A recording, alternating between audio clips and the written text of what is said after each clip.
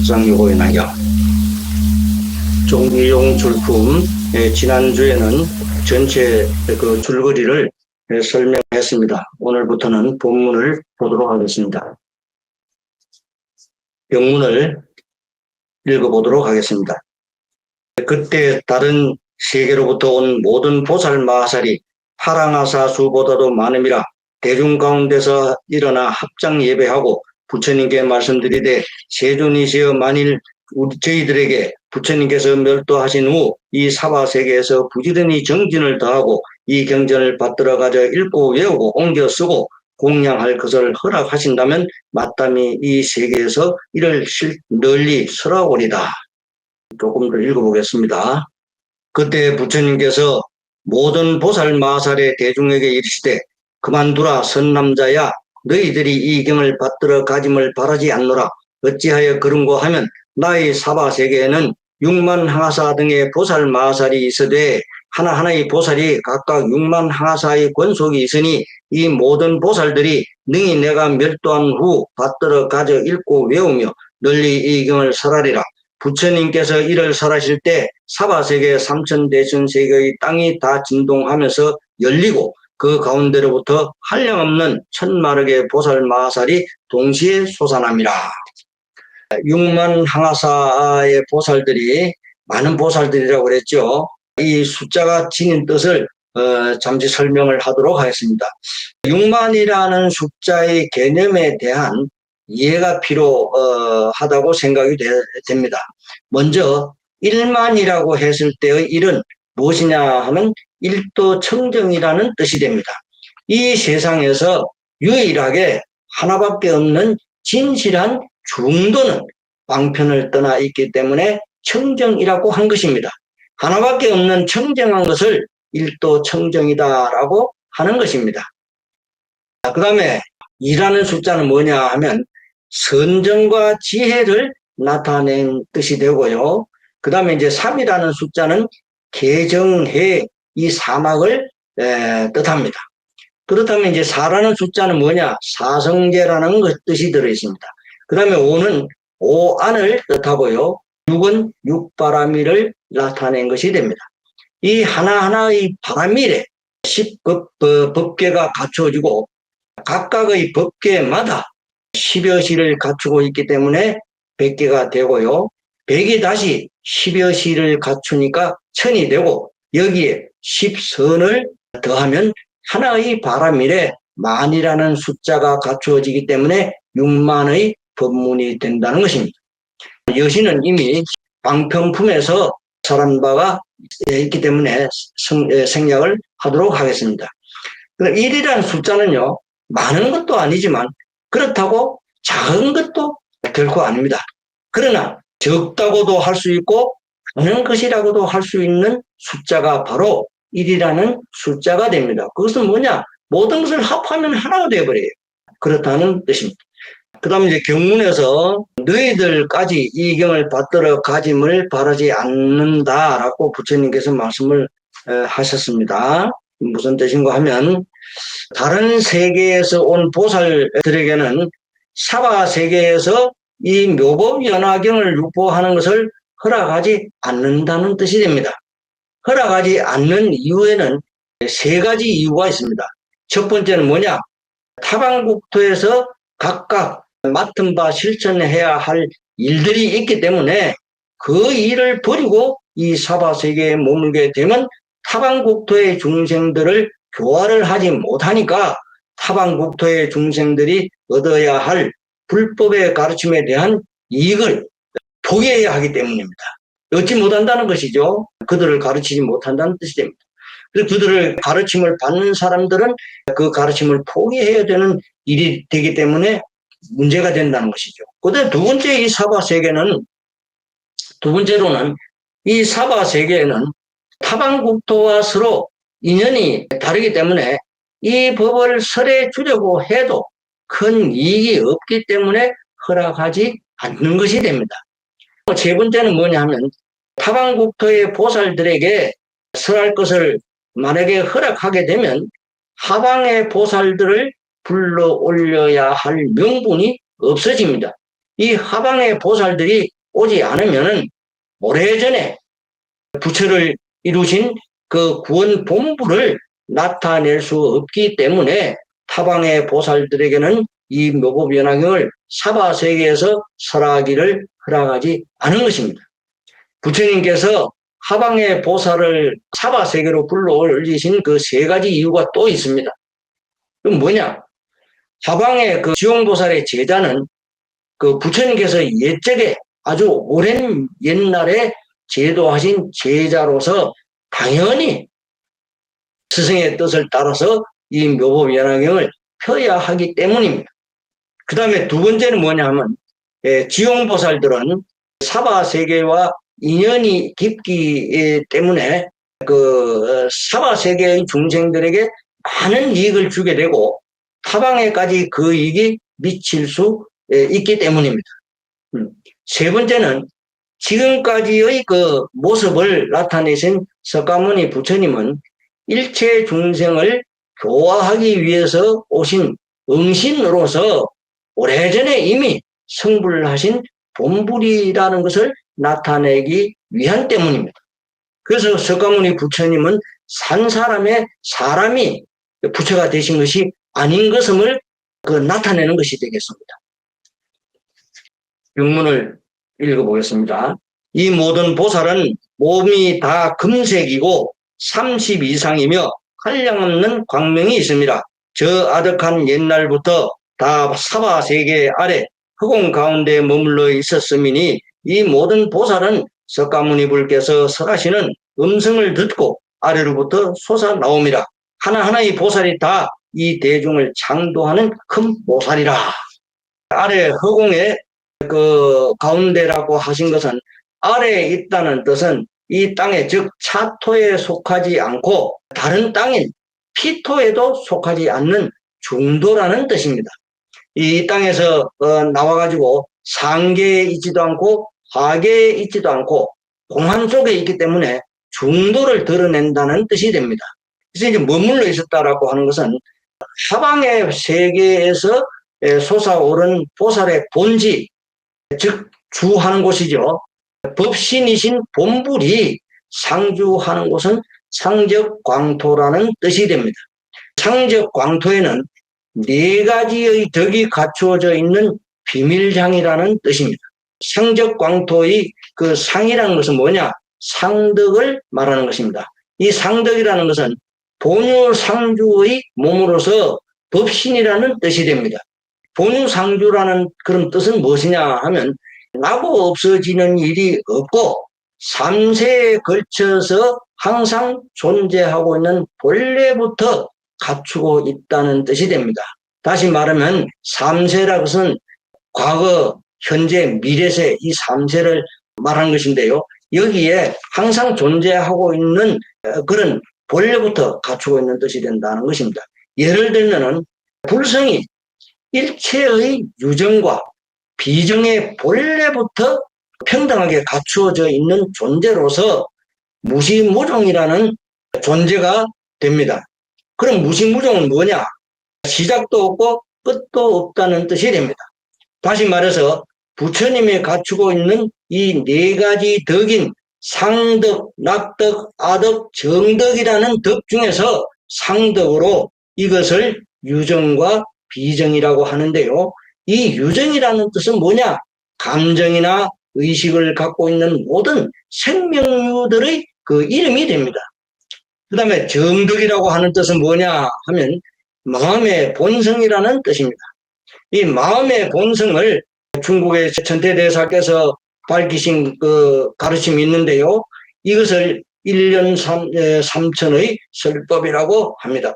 부처님께서 1년 3천 설법을 이 묘법연화경의 정문에서 국토세간에는 불성이 상주한다는 것을 설하지 않은 고로 3세간을 성취하지 못해서 100개 천녀시로는 1년 3천을 성취하지 못하고 유정계에 속하는 것이 됩니다. 국토세간이라는 것은 뭐냐? 비정의 초목이나 국토 등을 말하는 것입니다. 이 종지용출품의 본문에 들어서야 비로소 국토세간이 밝혀져서 진실한 일념삼천의 법문이 성립이 되는 것입니다. 다시 말해서 유정은 정식이라는 뜻입니다. 이 유정이라는 정식은 사람이나 동물에 속하는데요. 우리 몸 중에서도 손톱이나 발톱, 머리카락은 잘라도 아프지를 않기 때문에 비정에 속하고요. 나머지는 유정에 속한다는 것입니다. 비정은 사람과 동물 외에 삼천초목이 되는 것입니다. 유정과 비정 모두가 다 생명이 있기 때문에 성불한다고 설하신 것입니다. 약초유품에서 밝히셨죠. 그래서 비정의 성불은 곧 국토의 성불이 된다는 것입니다. 상적광토의 적이라는 것은 뭐냐? 적덕이라는 것은 부처님이 갖추고 있는 네 가지 덕 중에서 낙덕으로 정멸 또는 해탈이라고도 합니다. 진정한 해탈은 자유와 즐거움을 성취하는 것이 됩니다. 이 상적광토의 광은 뭐냐? 부처님의 네 가지 덕 중에서 정덕으로, 이 정덕이라고 하는 것은 광명인데요. 이것은 일체의 모든 상을 비추는 빛과 같이 비추는 것으로 진실한 지혜가 되겠습니다. 그 다음에 상적광토의 토는 무엇이냐? 부처님의 네 가지 덕, 즉 중에서 아덕이죠. 이 아덕으로 부처님의 덕을 갖추고 있는 불국토라는 뜻이 됩니다. 이렇게 부처님이 갖추고 있는 네 가지 덕을 비밀장이라고 합니다. 그렇다면 화방이라는 뜻은 무슨 뜻인가 하면 이 하방이라는 것은 아래에 있는 허공이라는 뜻이 되겠죠. 이 하방은 법성에서 가장 깊은 곳을 말하는 것입니다. 가장 깊다는 뜻은 일체의 종지를 깨달은 경계를 하방이라고 합니다. 구체적으로 말하면 진실한 본불이 주어하는 국토다라는 뜻이 되겠습니다. 경문을 읽어보도록 하겠습니다. 이 모든 보살이 땅에서 솟아나와 각각 허공의 칠보 묘탑 다보 열애와 석가모니불이 저소로 가서 두 세존을 향하여 두면으로 발에 예배하고 또 모든 보리수 아래 사자좌에 앉으신 부처님 서소에 이르러 또한 다 예배하고 오른편으로 세 번 돌고는 합장하고 공경함이라. 모든 보살의 가지가지 찬탄하는 법으로 찬탄하고 한쪽에 머물러 즐거움으로 두 세존을 우러러 봅니다. 이 모든 보살 마살이 땅에서 솟아나 모든 보살의 가지가지 찬탄하는 법으로서 부처님을 찬탄하는 아미니 이와 같은 시간이 50소급이 지남이라. 두 세존을 향했다. 그래서 세 번도 합장하고 공개한다라고 이제 되어 있죠. 이 뜻은 무슨 뜻이냐 하면 신업, 구업, 의업, 이걸 삼업이라고 그러죠. 삼업 공양의 뜻이 있습니다. 석가모니 부처님과 다보 부처님께 예배하고 세 번 돌았다고 했습니다. 이것은 신업 공양이 되겠습니다. 즉 몸으로 행하는 공양이 됩니다. 모든 보살의 가지가지 찬탄하는 법으로 찬탄을 했다라고 되어 있죠. 찬탄하는 것은 입으로 짓는 업이죠. 다시 말하면 구업 공양이 됩니다. 그 다음에 이제 한쪽에 머물러 즐거움으로 두 세존을 우러러 보았다라고 하는 뜻은요. 즐거운 마음으로 우러러 보기 때문에 의업 공양이 됩니다. 이렇게 신구의 삼업에 대한 공양을 올린 것이 된다는 뜻입니다. 경문을 읽어보겠습니다. 이때 석가모니 불께서 무견히 앉아 계시니 아울러 모든 사중도 또한 다 무견함이 50소급이로되 부처님의 실력인고로 모든 대중으로 하여금 반일과 같이 생각되게 하심이라. 이때 사중이 또한 부처님의 실력으로서 모든 보살이 한량없는 백천마르 국토 허공에 두루 가득 참을 봅니다. 이 보살 대중 가운데 사도사가 있으니 첫째 이름은 상행이요, 둘째 이름은 무변행이요, 셋째 이름은 정행이요, 넷째 이름은 알립행이라. 모든 사중들께서 이런 생각을 했다라고 되어 있습니다. 이 부처님께서 50소급 동안 찬탄을 받으신 기간은 세월의 흐름이 불가사의하다는 것을 나타내신 것입니다. 근데 여기서 반일과 같다라고 했어요. 반일과 같이란, 반나절이라는 뜻입니다. 50소급과 반나절이라는 기간은요, 세월이 불가사의하다는 뜻을 나타낸 것입니다. 부처님의 본 뜻을 깨달은 사람은요, 짧은 시간 그대로가 긴 50소급이다라는 뜻이 됩니다. 여기서 말씀하신 반나절이라는 짧은 시간을 긴 50소급으로 보기 때문에 지금 석가모니 부처님께서 40여 년 전에 부처님은 이미 원급 이전에 그 부처였다 하는 것을 알았다 하는 뜻이 되는 것입니다. 그러나 어리석은 중생들의 생각으로는 그 50소급이라는 그 긴 시간을 짧다고 생각하기 때문에 반나절과 같다라고 생각한다는 것입니다. 그래서 50소급을 반나절같이 보기 때문에 구원실성이신 부처님의 모습을 통해서 부처님을 이해하게 된다는 뜻이 됩니다. 그 사도사가 있으니 상행, 정행, 무변행, 안립행이라고 했죠. 이 네 보살의 그 보살을 앞에서도 설했지만 지용보살 또는 보나보살이라고 합니다. 이 네 분의 지용보살들은 부처님께서 설하신 경전의 가르침을 수지함에 있어서 묘한 행을 근본으로 하기 때문에 각 명호에 행자가 붙여진 것입니다. 이것은 묘법연화경에서의 그 화엄경에서 설하신 부처님의 경계 중에 42, 즉 10주, 10지, 10행, 10회양을 나타낸 것과 같은 것이 됩니다. 화엄경에서도 화엄경의 4대 보살이 있는데요. 누구냐 하면 법회보살과 덕림, 금당, 금장보살이라는 이 네 분을 화엄경의 4대 보살이라고도 합니다. 이 네 보살들을 들어서 화엄경 42의 경계를 설한 것과 같은 맥락이 된다 하는 것입니다. 화엄경의 4대 보살의 경계와 묘보연화경의 4대 보살의 경계는 크게 다르다 하는 것을 이미 무량의경 설법품에서 밝히신 것이 있죠. 문사수일 이의각이라고 하신 것입니다.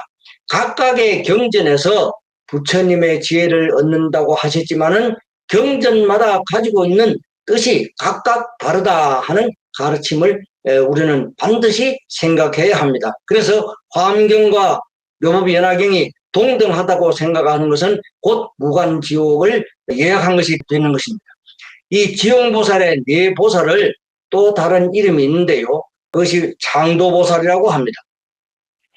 이 창도라고 하는 뜻은요, 모든 중생들도 성불을 할 수 있다고 격려를 하고 인도하는 책임을 감당할 수 있는 부처님의 상수제자라는 뜻이 됩니다. 종지용출품에서 밝힌 이 4대 보살은 어떤 분이고 또 어떤 일을 하시는가 하는 것을 설명을 하겠습니다. 상행보살은 뭐냐 하면 직업정성을 다해서 수행을 하는 데 있어서 가장 훌륭하기 때문에 붙여진 명호로 상행보살이라고 합니다. 그 다음에 두 번째는 무변행보살인데요. 이 무변행보살은 끝도 없이 청정하고 묘한 행을 갖추고 있다는 뜻이 됩니다. 그 다음에 세 번째 정행보살은요, 가장 맑고 깨끗한 수행을 갖추고 있다는 뜻이 되겠습니다. 그 다음에 이제 알립행보살이라는 것은 정멸에 안주해서 청정한 수행을 구족했다 하는 뜻이 됩니다. 불자들은 불도인, 즉 부처님의 도인, 부처님의 지혜를 구족하고자 한다면 반드시 부처님께서 설하신 금구의 말씀인 이 묘법연화경을 잊어서는 안 되고 이 법을 믿는 것에 조금도 게으른 마음이 있어서는 안 될 것입니다.